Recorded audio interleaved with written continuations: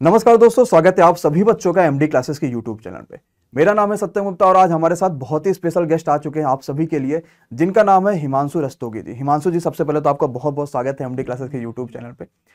तो हिमांशु जी का सिलेक्शन जो है वो चकबंदी लेखपाल पोस्ट जो कि 2015 में आया हुआ था और जिसकी 2016 में ज्वाइनिंग हुई थी उसमें हुआ है। तो संघर्ष के दिन आपको पता है कि हर स्टूडेंट में आते हैं, हर विद्यार्थी के जीवन में संघर्ष के दिन रहते हैं, लेकिन अगर उस संघर्ष को जो पार कर जाए वही असली होता है और वही विजेता है, वही सिलेक्शन बच्चा पाता है।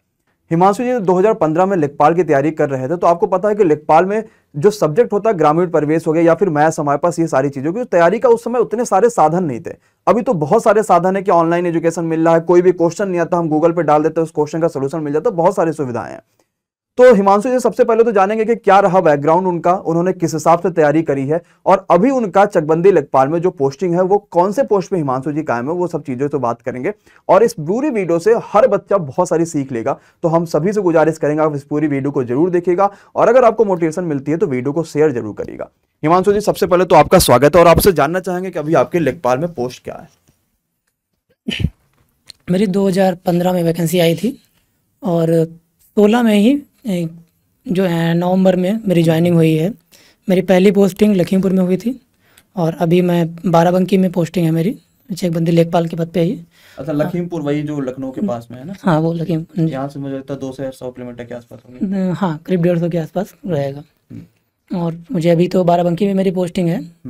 एसएससी की तैयारी कर रहे थे, उसी टाइम पे लेखपाल का नोटिफिकेशन आया था।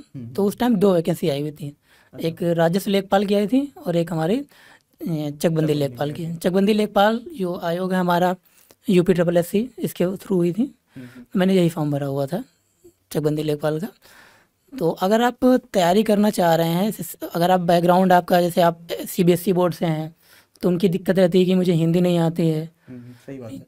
और यूपी बोर्ड में अगर जैसे कोई आर्ट्स वाले सब्जेक्ट हैं तो उनका रहता है कि मुझे मैथ नहीं आती है। तो ऐसा कि नहीं, सबके लिए दिक्कत है। अगर मैथ वाला है उसके लिए GS का प्रॉब्लम रहेगा, जो जिसका GS अच्छा है तो उसके लिए मैथ में दिक्कत रहेगी। तो दिक्कतें तो सब में रहेंगी, लेकिन अगर आप थोड़ा बहुत टाइम देके आपका जो सब्जेक्ट अच्छे से तैयार है उसको कम टाइम देके बाकी जो सब्जेक्ट हैं उन पर थोड़ा थोड़ा फोकस कर लेंगे तो भी क्लियर हो जाएगा। जैसे मैंने तैयारी की, मेरा मैथ ठीक था, तो मैथ में उस टाइम मेरा 40 क्वेश्चन थे, मेरे 39 सही थे। और उसके बाद मेरा हिंदी काफ़ी कम रहा था, हिंदी में मेरे 12 क्वेश्चन सही थे, पर मुझे GS में थोड़ी बहुत मदद मिली थी। हाँ, GS से थोड़ा बहुत। हिमांशु जी से हमारी बात हो रही थी तो हिमांशु जी ने बताया कि जो है ये एक्चुअली में जब लखनऊ आया था तैयारी करने, देखिए बैकग्राउंड तो बहुत ज़्यादा अच्छा नहीं रहा कि ये लखनऊ में किसी अच्छे जगह पे आके वहाँ पे पढ़ाई कर रहे होंगे। तो हिमांशु जी से मेरी बात हुई, उन्होंने बताया कि ये छोटे से किचन में रहते थे और वो भी एक किचन में 3 दोस्त रहते थे, तो एक बड़ा संघर्ष का जीवन था। तो हिमांशु जी हम चाहते हैं एक बार वो बच्चों को जरूर बताएं अपने शब्दों में, क्योंकि बड़ा मोटिवेशन मिलता है इन सब चीज़ों से कि सर मेरे पास उतनी सारी सुविधाएं नहीं थी लेकिन फिर भी आए मतलब इतना बढ़िया वैकेंसी, जो बच्चा इंतजार कर रहा है कि सर मुझे लेखपाल की वैकेंसी चाहिए, लेखपाल की मुझे ज्वाइनिंग चाहिए, वो आपने कर दिखाया। तो एक बार जरा उसके बारे में जरूर बच्चों को बताएं कि आखिर वो दिन कैसे थे आपके। जब मैं लखनऊ आने वाला था तैयारी के लिए तो रहना खाना यहाँ पे चीज़ें महंगी हैं, हर चीज़। तो मेरे एक दोस्त हैं तो उन्होंने कहा कि आ जाओ, मैं यहाँ अकेले रह रहा हूँ। तो उन्हीं के साथ रहना शुरू किए, फिर उनकी फैमिली आ गई। तो फैमिली के साथ नहीं हो पा रहा था, तो मैंने एक रूम देखा। अच्छा, रूम पे बहुत ज़्यादा महंगे हो रहे थे, दोस्त था तो आपस में शेयर करके चल रहा था। फिर मैंने जब दूसरी जगह रूम देखा तो 4th फ्लोर पे था, वहाँ पे किचन बना हुआ था, थोड़ा बड़ा किचन था। तो उसमें आराम से मैं और मेरा छोटा भाई और उसका एक दोस्त, हम 3 लोग उसमें रहते थे। तो इतना बड़ा किचन, आप समझ रहे हैं किचन कितना बड़ा होगा। सही बात है। किचन में हमने तैयारी की है, वो भी 3 दोस्त एक किचन में, 3 दोस्त। तो सही बात है। तो मतलब ये चीज़ है, वो भी सब 2 दिक्कत है। सबसे पहले तो 4th फ्लोर पे, मतलब जिस दिन गर्मी के दिन होंगे तो हालत खराब हो जाती थी वहाँ पे, और दूसरा ये था कि भाई वो एक ही किचन में 3 दोस्त है, लेकिन फिर भी एक जब जज्बा होता आदमी के अंदर कि भाई कुछ करना है तो आदमी जरूर करता है उस चीज़ को।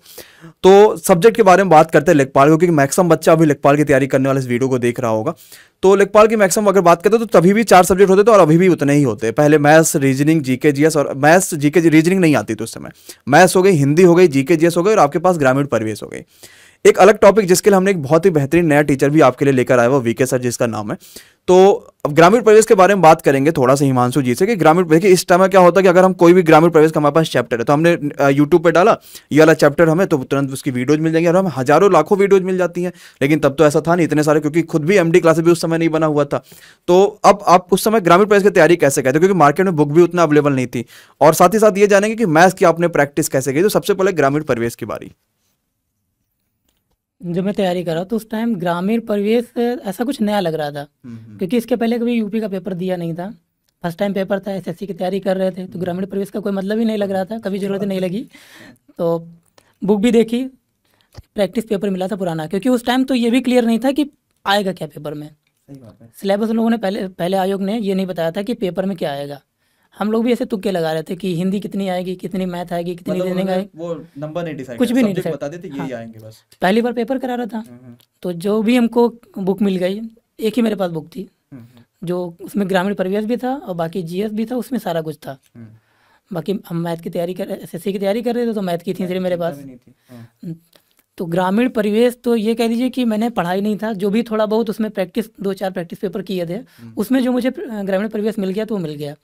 अब तो अब बहुत सारे प्लेटफॉर्म है ऑनलाइन, और अगर आप ऑनलाइन नहीं पढ़ते हैं, ऑफलाइन पढ़ना चाह रहे हैं, तो आप किसी भी दुकान पे जाके कहीं पे भी खरीद सकते हैं, ग्रामीण परिवेश की आपको बुक मिल जाएगी। और अगर आपके पास नहीं भी बुक लेना चाह रहे हैं, थोड़ा बहुत अगर आप ग्रामीण परिवेश पढ़ लेंगे तो उसमें आप स्कोर का अच्छा कर ले जाएंगे, क्योंकि मैंने 2 या 3 प्रैक्टिस सेट किए थे, उसमें मेरा ठीक ठाक निकल गया था। तो अगर आप प्रैक्टिस करना चाह रहे हैं तो ग्रामीण परिवेश बहुत अच्छा रहेगा, स्कोर आपका अच्छा कर जाएगा। मतलब अगर हम लोग बच्चों को बोले कि भाई ग्रामीण प्रवेश कोई बहुत बड़ा तोप नहीं है कि एकदम डरना है बच्चों को, ऐसा कुछ नहीं है। नहीं, ग्रामीण परिवेश बहुत ज़्यादा डीप जाएंगे भी नहीं, हाँ, क्योंकि सही अब बात है। नया टॉपिक भी होता है बच्चों के नया लिए। टॉपिक है, लोगों को बहुत ज़्यादा पता नहीं रहता, और क्योंकि ये यूपी है यही करा रहे, बाकी कहीं ग्रामीण परिवेश बहुत ज़्यादा बात नहीं ही पूछ। नहीं है। सही बात जी। है। तो अब जो है जैसे आपको देखो ये चीज पता चल गई सभी को कि ग्रामीण प्रवेश कोई बहुत बड़ा ऐसा वो नहीं है, बस एक टीचर चूज करिए और पूरा पढ़ डालिए उनसे। सही बात भी है कि हमें कोई भी सब्जेक्ट, मतलब यही होता है, चाहे वो कोई सा भी, अगर हम किसी भी टॉपर्स का इंटरव्यू करते हो तो एक ही चीज पता चलती है कि बस एक जगह उन्होंने पूरा पढ़ा, लेकिन कंप्लीट पढ़ा। ऐसा नहीं कि 2 दिन यहाँ की क्लास कर दी, 2 दिन यहाँ क्लास कर दी, 2 दिन यहाँ क्लास कर दी, उससे कुछ नहीं होने वाला। एक जगह पढ़िए, बस पूरा पढ़िए, प्रैक्टिस कर डालिए, अपने आप हो जाएगा। तो जैसे अभी क्या है कि लेखपाल की वैकेंसी 3-4 साल हो गए, अभी तक वैकेंसी नहीं है बच्चों के लिए। तो बच्चों को सबसे पहले तो यही डर है कि ऐसा ना हो अगली वैकेंसी जो है इसमें जो है बहुत हार्ड पेपर आ जाए, बहुत लो पेपर आ जाए। या आपने उस समय कितने घंटे तैयारी करी हुई थी बच्चों, मतलब एक बार बच्चों के लिए कि आपने 4 घंटे 5 घंटे, बहुत सारे ऐसे बच्चे होते हैं जो लगातार पढ़ाई करते रहते हैं लेकिन फिर भी सिलेक्शन उनका नहीं होता। ऐसे कई सारे बच्चे हैं, और कुछ ऐसे बच्चे हैं जो कम से कम पढ़ते फिर भी सिलेक्शन उनका हो जाता है। तो आप कितना देर पढ़ रहे थे लेखपाल बनने के लिए, अगर किसी बच्चों को चाहिए तो वो कितना देर उसको पढ़ना चाहिए, आइडियली कितना पढ़ना चाहिए इसको?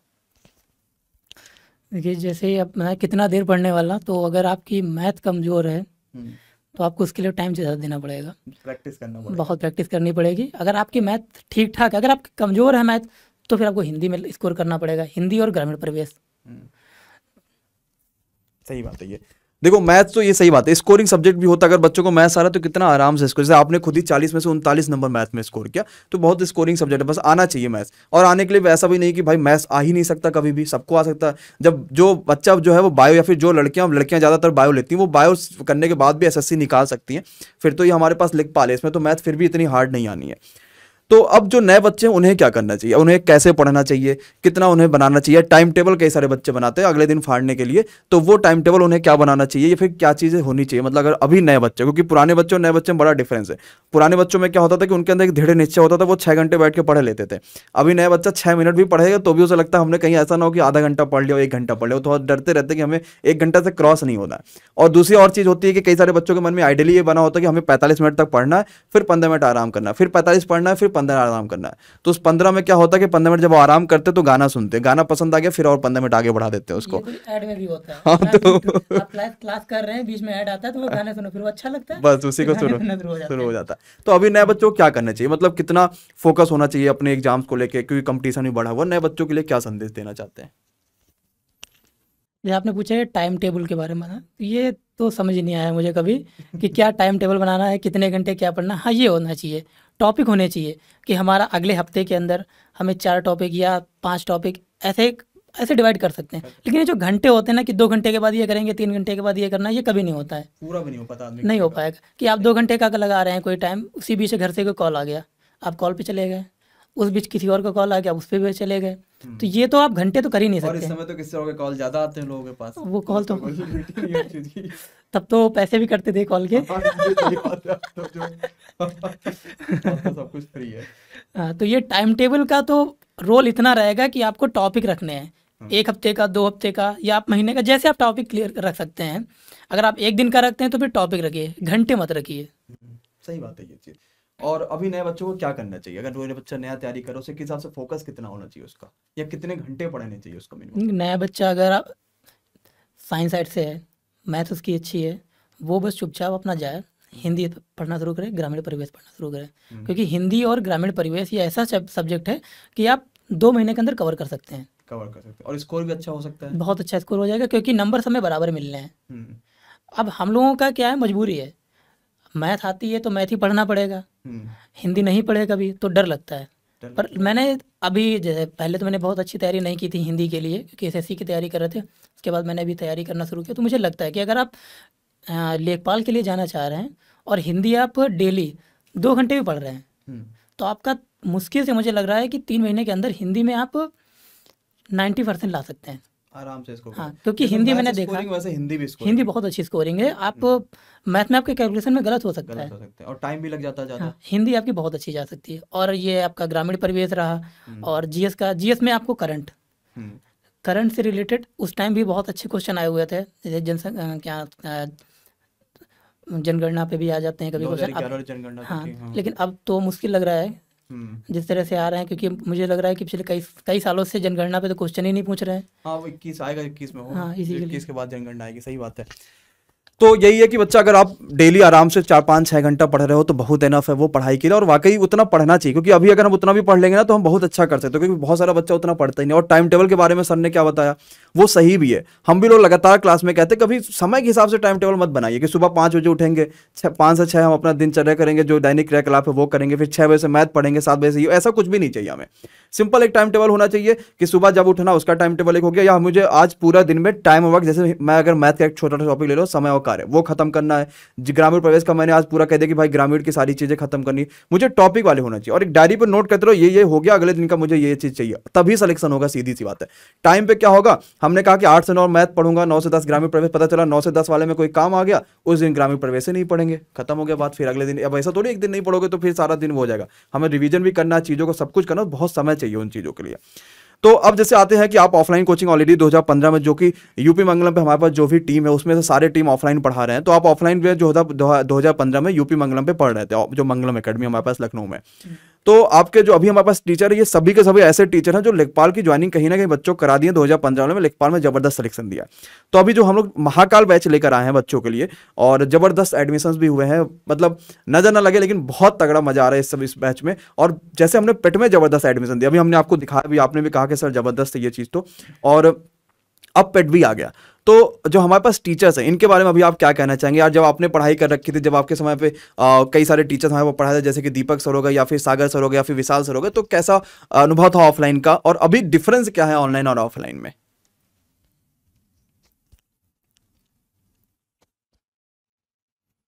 सबसे पहले हम लोग ये बात कर लेते हैं कि डिफरेंशिएट, मतलब ऑनलाइन और ऑफलाइन को करते हैं कि क्या डिफरेंस है, बच्चों को क्या चाहिए एक्चुअली में, जो फ्रेंकली, मतलब जो सीधी सी बात होती है कि ये डिफरेंस ज्यादा है। जी, ऑनलाइन ऑफलाइन में डिफरेंस तो ये अब पता चल रहा है। अगर तभी मिल गया होता ये ऑनलाइन का प्लेटफॉर्म तो काफ़ी आसान थे। सही बात। अब हम लोगों के क्वेश्चन, जैसे मैथ की बात कर रहे हैं आपने कि मतलब कैसे तैयारी करना है, तो हम कोई क्वेश्चन कर रहे हैं, मेरा एक क्वेश्चन फंस गया, अब हम पूरा दिन लगा रहे हैं, मेरा क्वेश्चन सॉल्व नहीं हो रहा है। ऑनलाइन प्लेटफॉर्म पे ये है कि अगर हमारा कोई टॉपिक छूट गया है, अगर कहीं से मिल जाएगा, आप कहीं भी यूट्यूब पे जाके सर्च कर लीजिए कि हमारा, जैसे आपने बताया टाइम एंड वर्क में आप अगर यूट्यूब पे जाके सर्च करेंगे तो लाखों वीडियो मिल जाएंगे। सही बात है। ठीक, वो आप पढ़ सकते हैं। तो ये ऑनलाइन प्लेटफॉर्म तो ये अब तो बहुत अच्छी चीज़ हो गई है कि उस टाइम पे नहीं रह पाया। और सबसे अच्छी चीज़ ये है, जो लोग बाहर के रहने वाले हैं, जो गांव के हैं, हमारे जैसे ये लोग रहे, जैसे छोटे से शहर विस्वा से आए हुए, वहाँ कोचिंग नहीं थी, अगर प्लेटफॉर्म होता तो हमको भी यहाँ नहीं आना पड़ता, ऑनलाइन ही पढ़ लिए होते। सही बात है। तो ये तो फायदे हैं।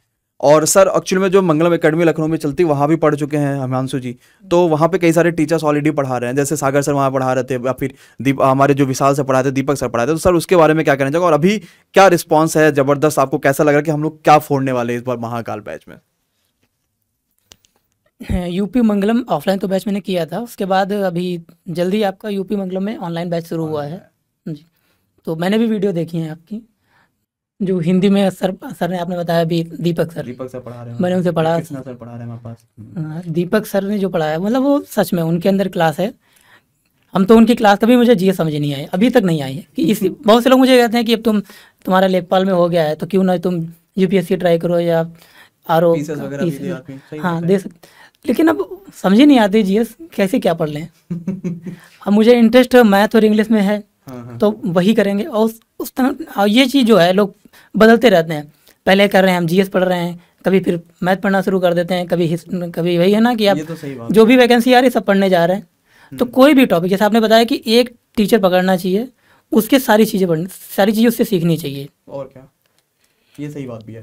और आपकी मंगलम एकेडमी मैंने कोचिंग पढ़ी है, वहाँ से मैंने ऑफलाइन बैच भी किया है, बहुत अच्छी और ऑनलाइन में हम लोगों ने मतलब जबरदस्त पेट में रिजल्ट दिया हुआ। वो मैंने और देखा इस बार- आपका रिजल्ट तो हाँ, मैंने देखा, सर से मेरी और बात इस हुई बार थी तो सर ने बताया था कि इस बार 99% वाले काफ़ी सारे बच्चे बहुत हैं। सारे बच्चे हैं।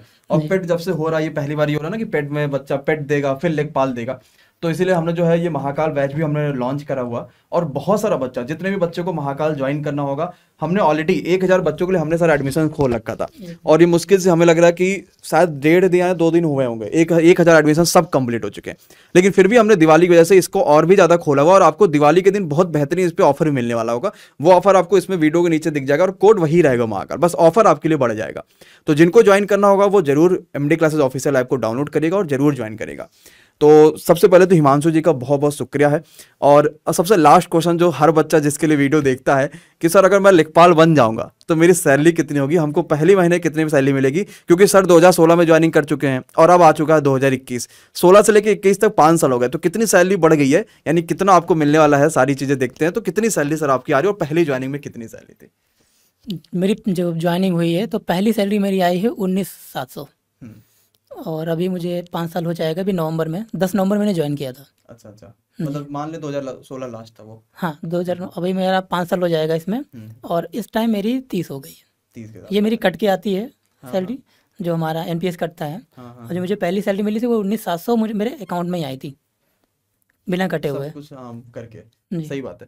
तो भाई ये है कि 30 सैलरी वो भी कट पीट के, मतलब आपको एकदम आपके अकाउंट में मिल जाएगी, खर्चा वर्चा करो पूरे, और अब अच्छी खासी सैलरी और ये बढ़ते ही जाएगी। अच्छा, एक चीज बड़ा अच्छा अभी मेरे दिमाग में आया, वो कि अभी कोरोना आ गया था, 2 साल कोरोना चला है, कोविड चला है। इसमें हुआ क्या कि कई सारे बच्चों का जो माइंड सेट, क्योंकि पेपर हुआ नहीं और मतलब ये सरकारी कई सारे एग्जाम नहीं हुए, बहुत सारी नौकरियां नहीं आई, तो कई सारे बच्चों के मन में ये चीज़ है कि सर सरकारी एग्जाम तो हो नहीं रहे हैं, चलते हम कोई ना कोई भाई बिजनेस कर लेते हैं, या चले हम टीचर ही बन जाते हैं, मतलब कुछ भी कई सारे ऑप्शंस होते हैं बच्चों के पास। तो वो प्लानिंग चली। तो आप तो 2000 जब कोरोना हमारे पास आया तो आप तो उस समय जो है नौकरी कर रहे थे, तो हमने बच्चों को समझाया भी कि सीधी सी बात यही कि सरकारी नौकरी मतलब सरकारी नौकरी। भाई आपके पास जो कोरोना आया हुआ था, बहुत सारे लोग प्राइवेट नौकरी, मतलब लाखों लाखों सैलरी उनको मिल रही थी, वो नौकरी उनके पास चली गई, क्योंकि कोविड आ गया। जब उस कंपनी को पैसा नहीं आ रहा तो वो कंपनी आपको कैसे पैसा देगी, तो वो खत्म हो गया। बहुत सारे बच्चों का, लोगों का बिजनेस खत्म हो गया, मतलब बिजनेस उनका करोड़ों में बिजनेस चल रहा था, वो खत्म हो चुका। लेकिन सरकारी नौकरी अपने जगह पर रह गया, और हम आराम से घर बैठे हुए भी और आराम से घर से काम करते हुए अच्छी खासी सैलरी उठा रहे थे। तो अभी आप वो बच्चों को क्या कहेंगे कि वो सरकारी नौकरी की तरफ ध्यान दे, या फिर वो कहीं ना कुछ ना कुछ बिजनेस अपना कर ले, या जैसा ही आपको क्या लगता है क्या करना चाहिए? सरकारी नौकरी तो वो बिल्कुल आपकी फिक्स हो गई, आप उसके आगे अब कुछ नहीं होना। अगर आप, मेरे जानने में बहुत सारे दोस्त ऐसे हैं जो प्राइवेट जॉब कर रहे हैं, और मैं उस टाइम तैयारी कर रहा था।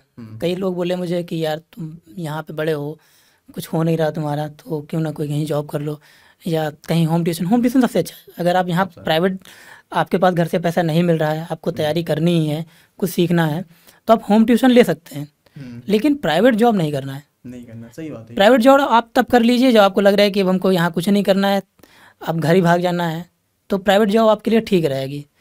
अभी कोविड आ गया, मैंने बहुत से लोगों को देखा कि मेरे साथ कई लोग, कई सारे लड़के थे, मुझे बुरा लग रहा उन लोगों के लिए कि प्राइवेट जॉब कर लिए, अच्छे सैलरी उठा रहे थे, थोड़ी दिन और तैयारी कर लिए होते तो उनका निकल गया होता, कोई ना कोई पेपर उनका निकल जाता और वो जॉब कर रहे होते।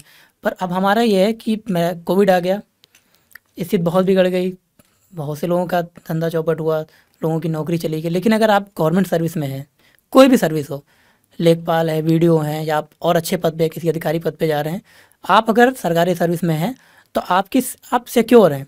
सही बात है, स्टेबल हो गया माइंड कि अब हम हाँ कुछ भी अगला सोचना चाहे तो सोच सकते हैं, हम कुछ भी कर सकते हैं। अच्छा, एक चीज और भी जाननी थी कि आप चकबंदी लेखपाल में आप सर सेलेक्टेड है, तो कितना काम है वहाँ पे, या फिर आपका मेनली काम क्या है वहाँ पे? जैसे बच्चा मान लीजिए लेखपाल में सिलेक्शन हो गया, तो वो काम कितना चाहेगा, क्या उसके बाद भी वो पढ़ाई कर सकता है आगे की? जैसे पीसीएस कोई बनना चाहता है, कोई सिविल के पेपर देना चाहता है, कोई एसएससी ही देना चाहता है, जैसे आप अगर एसएससी के बारे में सोच रहे होंगे, तो कितना काम है आपका और अभी आपका वर्क क्या है वहाँ पे? नहीं, 2 लेखपाल होते हैं, चकबंदी और राजस्व के। तो मेरा बेसिकली चकबंदी का काम है। तो चकबंदी में ये होता है कि गांव में छोटे छोटे चक होते हैं, लोगों के पास ज़मीनें होती हैं, 5 बीघे ज़मीन है लेकिन 1 बीघे कहीं है, आधे बीघे कहीं है, तो ऐसे अलग अलग ज़मीनें होती हैं। तो अब चकबंदी में ये होता है कि सब एक जगह इकट्ठे कर देते हैं, सबकी अलग अलग 2-2 बीघे 3-3 बीघे इकट्ठे है, सब जगह है, उनको इकट्ठे करके आपका एक बड़ा चक बना देते हैं। वहाँ पे आपको खेती करने में आसानी रहेगी, उपज अच्छी होती है, सिंचाई के साधन ज़्यादा ज़रूरत नहीं पड़ती है, आपने एक बोरिंग करा ली, आपका पूरा काम चल गया। तो चकबंदी में होता है चक एक पास करने होते हैं। तो फिर क्या वो इसके लिए किसान अभी भी आम मतलब तरीके से मान जाते हैं कि चलो सर मेरा एक ही जगह कर दो?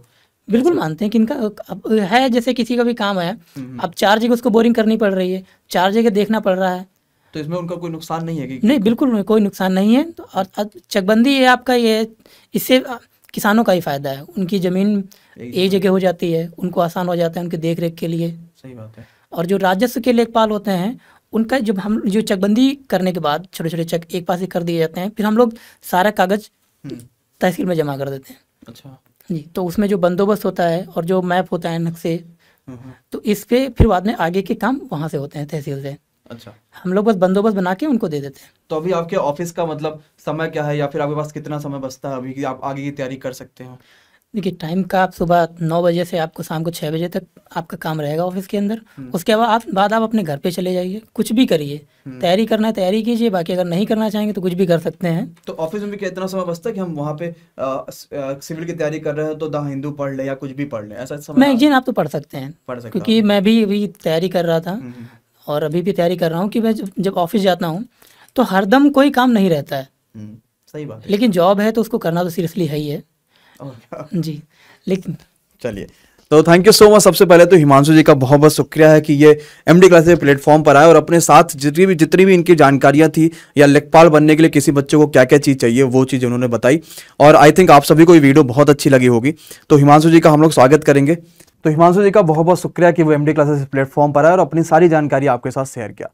तो हिमांशु सर को हमारी तरफ से, एमडी क्लासेस की पूरी परिवार की तरफ से, एक छोटी सी भेंट जिसमें डायरी और पेन है, और सर यही कोशिश करेंगे कि बच्चों को लगातार मोटिवेट करते रहे, और हम भी लगातार ऐसे कई सारे आपके पास एक्सपीरियंस का कई सारे ऐसे सिलेक्शन जो बच्चे टॉप कर चुके एग्जाम से, उनके इंटरव्यू आपके लिए लाते रहेंगे, ताकि आप भी लगातार मोटिवेट होते रहे। और इस बार जो आपका सपना है, यही मनाना है कि ये दिवाली जो होगी वो आपकी आखिरी दिवाली हो बिना नौकरी वाली। आपके पास जो अगली दिवाली आए वो नौकरी वाली आए। और दिवाली की आप सभी को एक बार हार्दिक शुभकामनाएं। Thank you so much. बच्चों को भी सर आप भी दिवाली की हार्दिक शुभकामनाएं कर सकते हैं। लगे रहो, पढ़े रहो, अगली दिवाली जॉब के साथ।